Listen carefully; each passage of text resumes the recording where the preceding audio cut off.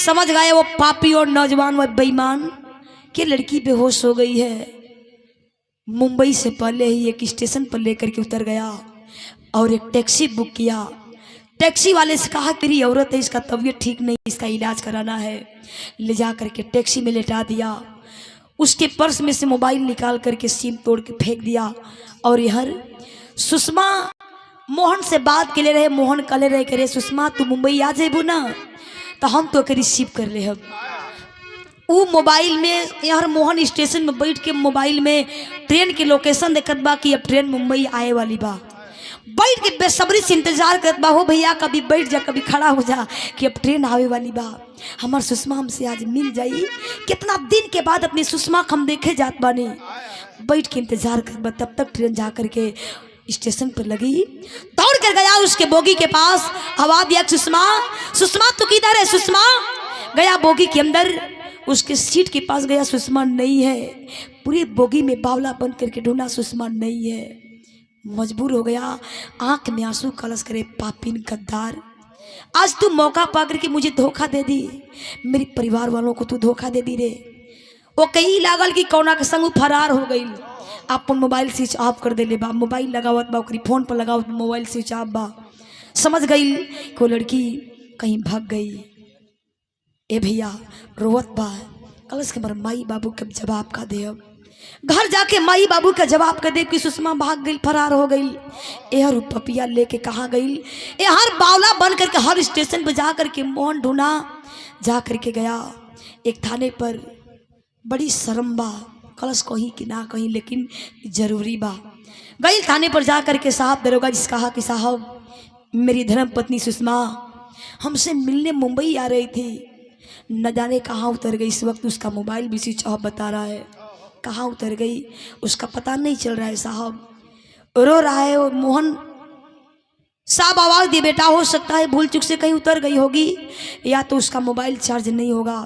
बेटा अगर कोई जानकारी मिलेगी तो हम लोग तुमको फोन कर देंगे, बता देंगे, सूचना दे देंगे। आशा उम्मीद के साथ रूम पर गई रोवत बा।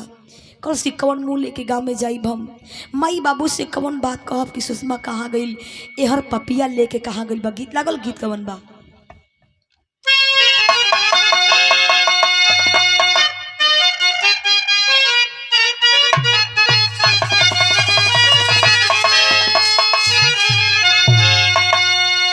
गीत से बढ़िया भाव में कवि जी लिखलन ह, सुषमा के लेके कहाँ गई बा। कैसे बाझी के चंगुल में अरे फसली चिड़ैया,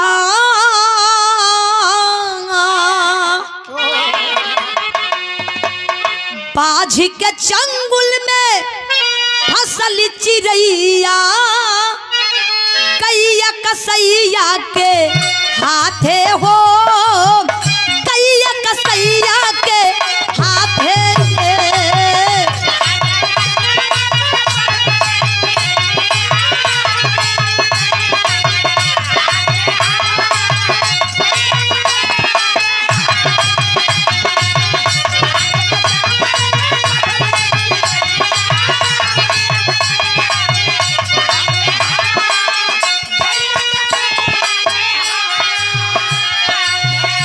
गौर कर जाई हो भैया, वो बेईमान वो पापी सुषमा को लेकर कहाँ गया। कहे के पड़ल बेस्या के घरे बेचा 40,000 में ले गया। एक शहर में बहुत बड़ा कोठा, उस कोठे की मालकिन जिसका नाम चंपाबाई बताया गया, ले जा करके सुषमा को चंपाबाई के हवाले कर दिया 40,000 में। लेकिन चंपाबाई कैलस का कैसे, सुषमा को लगाई चंपा देह के व्यापार में।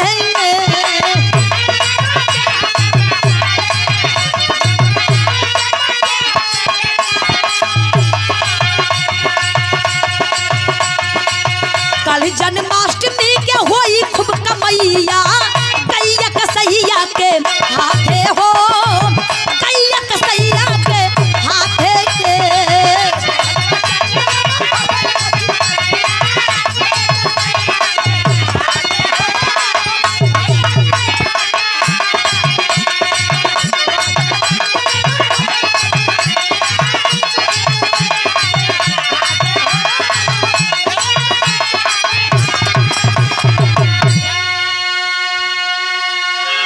40,000 में सुषमा को बेच दिया चंपा बाई के हाथों।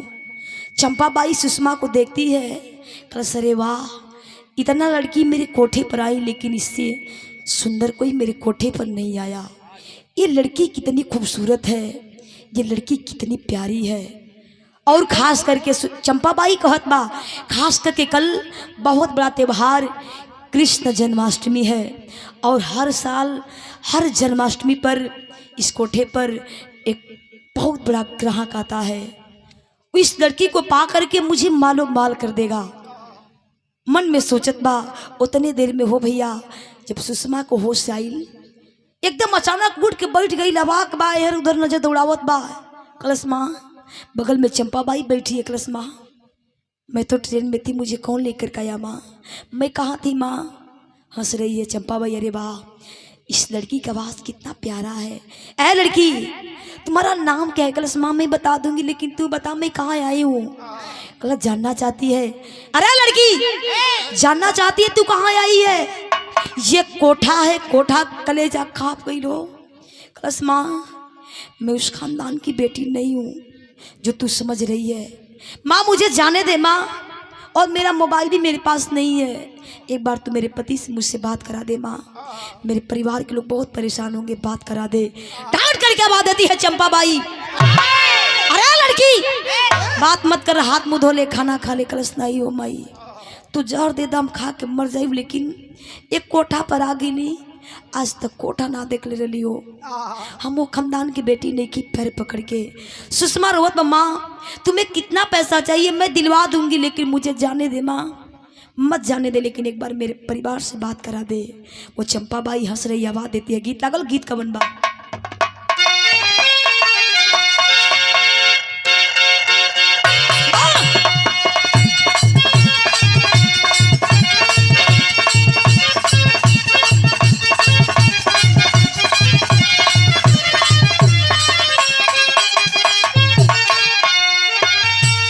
कौनो भौजाई अपनी ननद से कहती है, गीत देखा पुरान में लेकिन आज भी नया बा।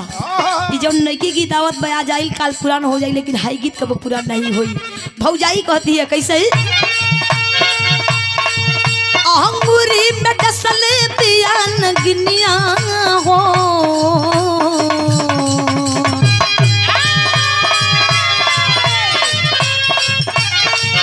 अंगूरी में डसले पियान गिनिया हो, ये ननदो भैया के बुलाई जाना।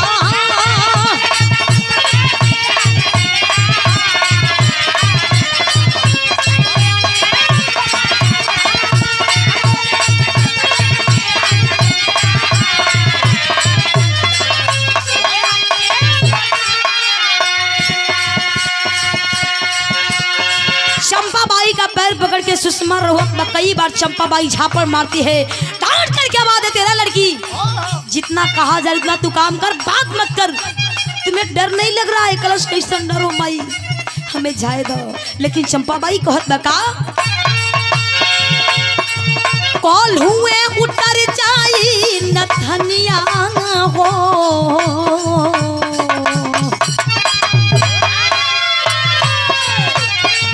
कॉल हुए उतर जाई नथनिया हो, ये बबुनी रोवा मत खाई दाना।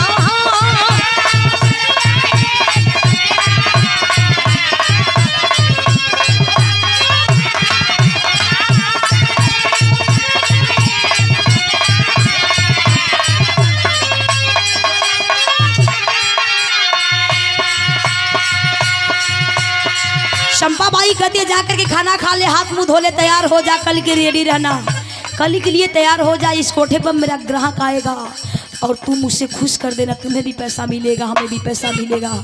बस कि नहीं, मैं नहीं करूँगी ऐसा काम। वो चंपाबाई कहती है, क्या रोवा माटी खा लया अपन रूपवा सजाइला,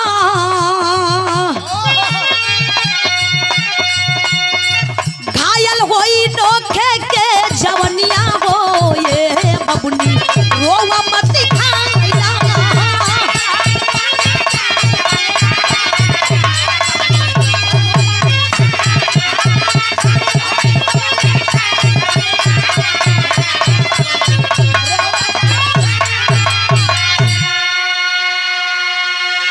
वह चंपाबाई कहती है कई बार झापड़ मारती गलस की मत खाना खा मत पानी पी, लेकिन ये कपड़ा पहले तैयार हो जा।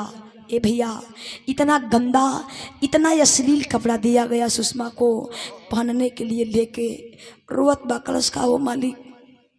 कल बहुत बड़ा त्योहार बा कृष्ण जन्माष्टमी, कल हमारी इज्जत चल जाई कोठे पर। वही कोठे पर कोने में बैठ कर रोवत बा डर के मारे कलश की। अब इससे बदतर जिंदगी का होला हो, वो गंदा वो अश्लील कपड़ा पहन करके कोने में बैठ कर रोवत बा, अपनी इज्जत खातिर भीख मांगत बा, भगवान कन्हैया जी के याद करत बा। कहत बा कैसे, गीत का भाव हो,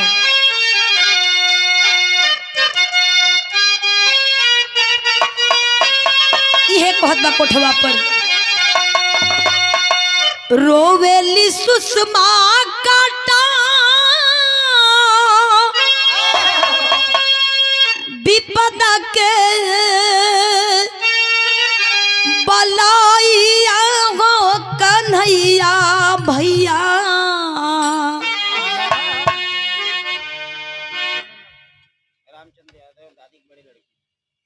आप माता जी इस दुनिया में नहीं है, माता जी के बड़े लड़के आदरणीय रामचंद्र यादव जी 101 रुपये देकर के सम्मानित किए हैं। चरणों में कोटि कोटि नमन। सुषमा कहत बा कैसे, रोवेली सुषमा काटा विपदा के बलाइया हो कन्हैया भैया।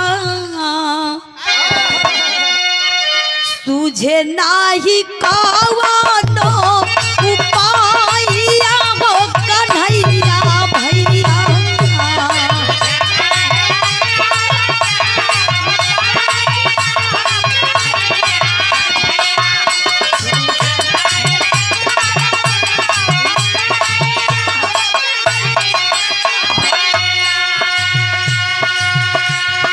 कोई कोठवा पर कोने में बैठ के कलश का हो माली, तू द्रौपदी जी के लाज बचा सकेला।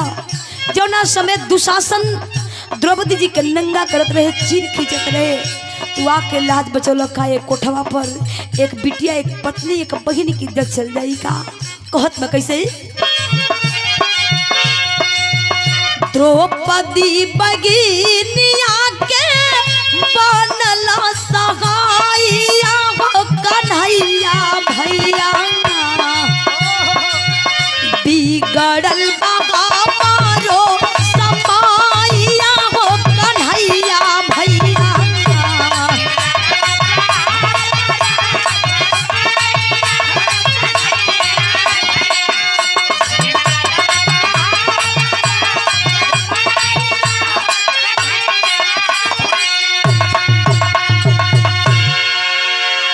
सुबह हो गई, वही कोठे के बगल में अगल बगल भगवान कन्हैया की जय जयकारा लगत बा, कोई भजन गावत बा, लेकिन कोठे पर लाचार सुषमा मालिक के गुहार लगावत बा।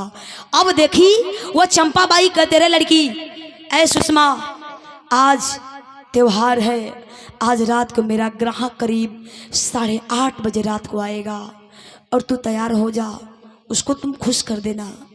सुषमा कलश का, माँ एक माँ होकर के तू मेरे साथ अन्याय कर रही है, तेरे पास दया नाम का कोई चीज नहीं है। डांट कर क्या बात देती है, जितना तुमसे कहा जाए उतना तू काम कर। अब देखिए वो कोठे पर होए का जात बा, दिन तब बीत गई, रात होत बा, औरतिया को होए का जात बा। फापड़ से भाव हो कैसे,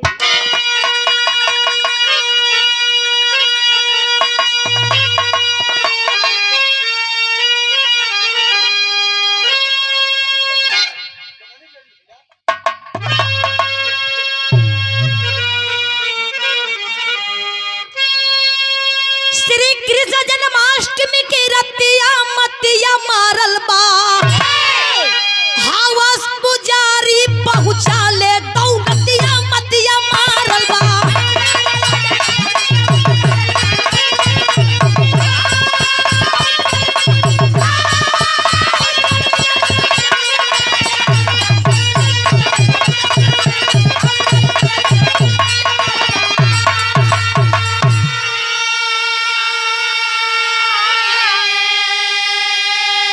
करीब 8:30 बजे रात को इसी कोठे पर चरपहिया गाड़ी से नौजवान आया एकदम सूट बूट में, लेकर गया पैसा,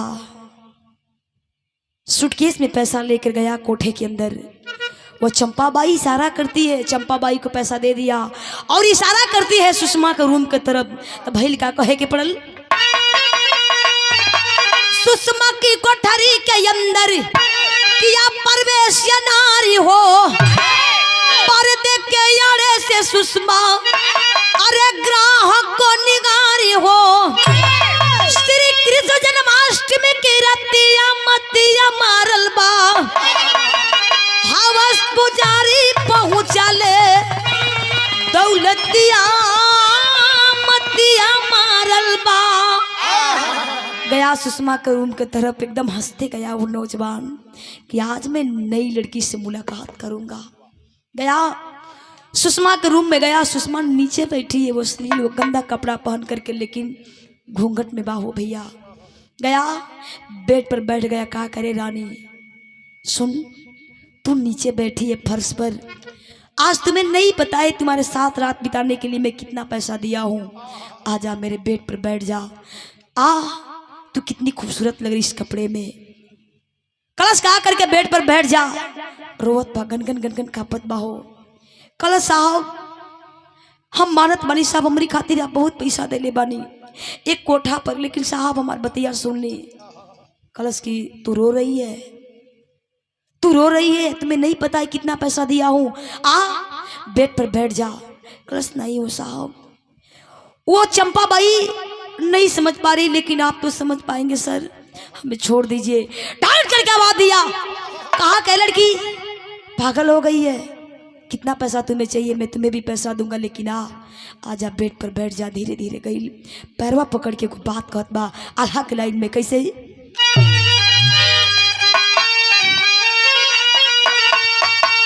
यह कहे, अरे राखी बंधा के भैया सैया जब होई बे बाबू,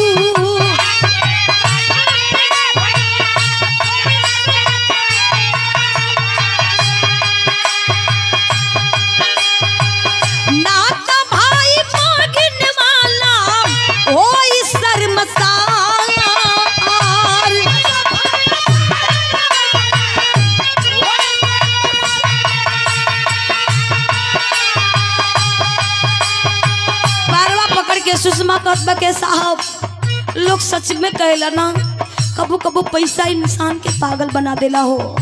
ए साहब जौन आप बहुत बड़ा हुए करब, ए साहब ना हम तोरे खातिर जिद करब, अपनी इज्जत खातिर भी तुझ से ना मांगम, लेकिन ये साहब आज एक कोठवा पर ना एक पवित्र रिश्ता मिट्टी में मिल जाए। कहा कि अरे हर साल मैं आता हूँ, हर लड़की यही कहती है कि मुझे अपनी बहन बना लो, क्या मैं पैसा दिया तुम्हें बहन बनाने के लिए?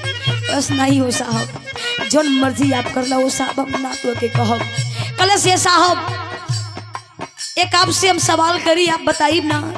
कलश आज बहुत बड़ी रात है, तू बात कर, मैं तुम्हारा बात का जवाब दूंगा। कलश ये साहब आपके तो नाम हमके याद बा, हमके आपका नाम मालूम है साहब। कलश मेरा नाम जानती है तू? कौन बताए कलश? के बताई हो? एगो भाई के नाम, बहन के कोई बतावे आई? आपका नाम राकेश भाई साहब, हम आपके बहन सुषमा बानी। एकदम अवाक के लड़की मेरा नाम जानती है, मुझसे पहली बार मिली, ये मेरा नाम जानती है। दौड़ के गया, घूंघट हटा दिया, देखत बा एकदम आँख लाल, मुंह पर एकदम पसीना, एक टक निहारत बा, जना की ओके सदमा लग गई। कलश का हो साहब, का हो बाबू? कारे राकेश आज ये कोठा पर एक बहन खाती तू पैसा दे रात बितावे के लिए रे। भर अकबारी राकेश पकड़ी के रोवत बा, चिल्लात बा सुषमा, पकड़ी के रोवत अपने भाई के। कलश का हम नसीब बनौले बनी, हम कैसा नभागिन बहन बनी रे बाबू कि कोठा पर आज भाई अपने बहन के साथ रात बितावे खातिर पैसा देलस रे। रोवत बा, मुंह पर राकेश हाथ लगाया। कलश दीदी मत रो, अगर कोई जान जाएगा कोठे पर तुम्हारी बहन है, मैं तुम्हारा भाई हूँ, तो कोई जाने नहीं देगा। लेकिन एक बात बता, कहत बा कैसे? कैसे गयलू मोरा बहिन कोठवा बड़ी बौना,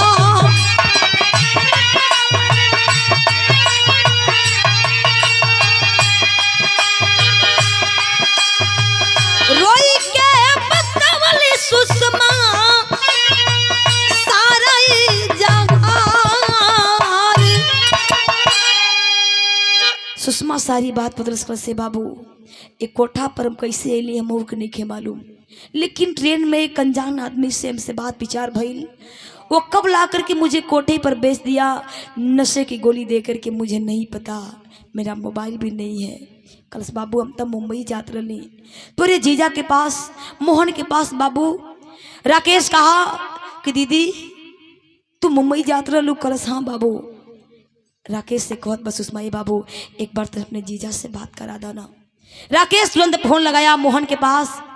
मोहन फोन उठाया, सुषमा खाली एक ही बार हेलो बोलस। मोहन आवाज पहचान गया और डांट करके आवाज दे रहे पापिन गद्दार धोखेबाज, तुम मुझसे बात करने लायक है, तुम मुझसे बात कर रही है, अब कौन मुँह लेके तुमसे बात करत बड़ी रे, तो के शर्म नहीं खे आवत। रोला के अलावा सुषमा के मुंह से आवाज नहीं खे आवत हो। राकेश फोन ले लिया, कलश जीजा हम आके बात बतावत बनी, हमन कहाँ बानी जा। राकेश फोन काट दिया और जब पुठवा से बाहर जाए लगल ना, सुषमा अथवा जोड़ के कलश से बाबू तुम्हार उपकार हम नहीं भूलब, एगो एहसान कर दिया हमार भैया, हम के कोठा से बाहर निकाल दिया, नहीं थे बाबू हम आज नहीं थे कल कोठा पर मर जाई, हमके फिर जिंदा नहीं पई बलो रोवत बा। राकेश की आंख में आंसू बा, लेकिन ऐसा कोठा पर से बाहर निकल कोई जान न पावे, एकदम खुश होकर निकलल। वो चंपा बाई समझ गई कि मेरा ग्राहक बहुत खुश है। तुरंत राकेश गया मोहन के पास। मोहन गईलन हाँ वही थाने पर, पहले से तो कंप्लेन भैले रहे, गया थाने पर सारी बात बताया। दरोगा जी अपने दल बल के लेके वही कोठा पर गईलन हाँ। कोठा पर जब छापा पड़ल ह, जब कोठा पर छापा पड़ल भगदड़ हो गई, हाहाकार मच गई। वही खिड़की से सुषमा वही खिड़की से निहारत बा कि कैसन आकार बा, कैसन हल्ला होत बा। वही खिड़की से देखत बा अपने पति मोहन के, अपने भाई राकेश से। राकेश के देखत बा तब पगली बन के बहुरैया बन के एकदम वही सीढ़िया पर से उतरल आई, दौड़ के आके भार अकबारी मोहन के पकड़ के रोवत बा कलश कि जल्दी से लेके चली, हम एक एक पल एक एक मिनट बिना खैले पियले कैसे बितौले बानी, ये हम जानत बानी। वो पति पत्नी के प्यार देख के लोगन के कलेजा कांप उठल हो, लेकिन राकेश अपन मुंह छुपावत बाकी समाज में मुंह का देखाई। लोग ये कही कि तू का बतियाई बेरे, तू कोठा पर गई अपने बहन के साथ रात बितावे खातिर, हमार जियल धिक्कार बा। लेकिन सुषमा एक बात कहत बा कैसे खड़ी के लाइन में,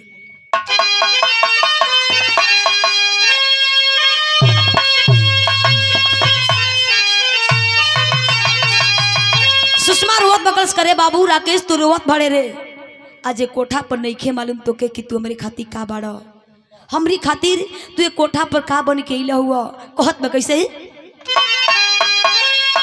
बने जमाना दुश्मन फिर भी कोई ना पतन, तजा करी नैया के खेवैया मुरारी बन मोहन।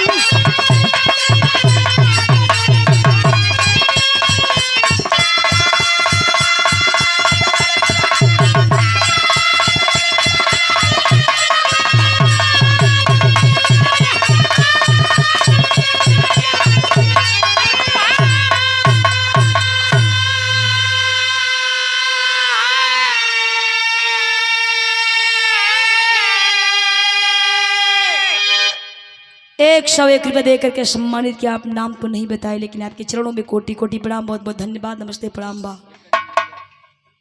बनी जमाना दुश्मन फिर भी होई ना पतन, जेकरी नैया के खेवैया मुरारी मनमोहन।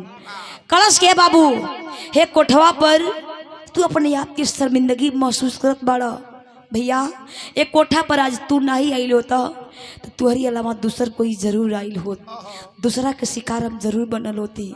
हमरी खातिर तू भगवान के नैया बाड़ा हो बाबू। पकड़ के रोवत बा, जितना निर्दोष लड़की कोठा पर रही निकल के लिए पकड़ के सुषमा के रोवत बाड़ी।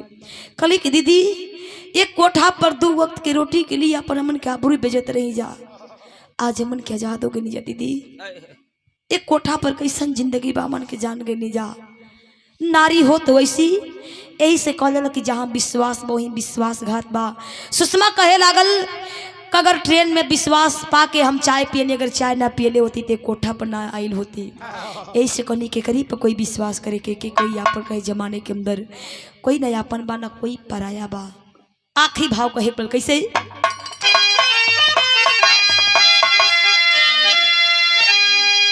हरि अनंत हरि कथाय अनंता कह गए गुरु बिहारी। कवि जन अपने कलम से सींचे अरे कविता की फुलवारी दामन